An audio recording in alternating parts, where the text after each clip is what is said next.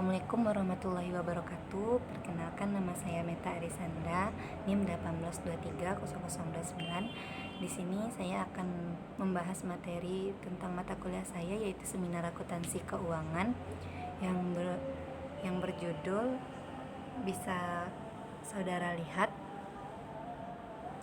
Jadi di sini saya akan membahas teori. Sebagai organisasi swasta, legitimasi adalah masalah utama untuk penerimaan IASB sebagai penyusutan standar global. Salah satu unsur legitimasi ini adalah legitimasi masukan yang diperoleh jika masukan yang diterima mencerminkan pandangan semua pemangku kepentingan yang terlibat.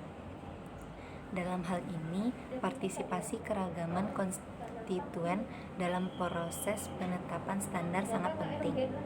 Untuk mendapatkan legitimasi, pembuat standar membutuhkan otoritas yang memadai, proses hukum yang substantif, dan proses hukum prosedural. Proses hukum prosedural berkaitan dengan fakta bahwa pembuat standar harus memberikan kesempatan yang memadai dan tidak memihak bagi pihak yang berkepentingan untuk memberikan masukan pada proses penetapan standar. Lanjut.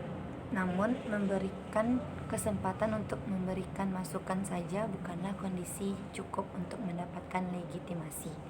Berdasarkan model normatif legitimasi prosedural, mendefinisikan legitimasi penyusun standar sebagai proses 3 tahap, di mana masukan dikumpulkan dari pihak yang terkena dampak legitimasi masukan.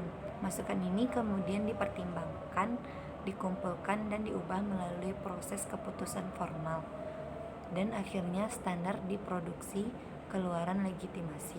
Kontribusi makalah kami adalah untuk menyelidiki secara empiris keabsahan masukan dari IASB dalam hal representasi geografis. Kasus yang dibahas, penelitian ini pertama kali berangkat untuk mengeksplorasi evolusi partisipasi konstituen dalam proses pengaturan standar akuntansi internasional, terutama dalam hal keragaman geografis dari waktu ke waktu. Kedua, makalah ini mencoba untuk mengungkap apakah terdapat bias karena perbedaan rezim kelembagaan atau akses yang tidak setara. Karena perbedaan biaya partisipasi dalam proses ini, untuk tujuan ini kami mengumpulkan data tentang partisipasi formal konstituen dalam proses penetapan standar selama 12 tahun. Selanjutnya, objek penelitian. Untuk seluruh periode studi, kumpulan data kami terdiri dari 7.442 surat komentar, 2.910 surat komentar dikirim ke IASC pada periode 1995 sampai 2001, dan 4.532 surat komentar dikirim ke IASB pada periode 2001 sampai 2007. Teknik analisis, yaitu untuk mengukur tingkat aktivitas partisipasi suatu negara, membuat variasi intensitas partisipasi. Varian ini adalah jumlah surat komentar yang ditulis oleh konstituen dari suatu negara selama satu periode waktu, diskalakan dengan rata-rata produk domestik bruto negara tersebut untuk jangka waktu tersebut. Penskalaan ini memungkinkan kami mengontrol jumlah calon peserta yang tersedia di suatu negara. Kami memilih BPD sebagai penyebut karena IASB juga mengusulkan variabel ini untuk menentukan kontribusi keuangan suatu negara untuk penyusun standar. Kami menggunakan rasio intensitas partisipasi sebagai variabel dependen dalam regresi untuk menguji hipotesis.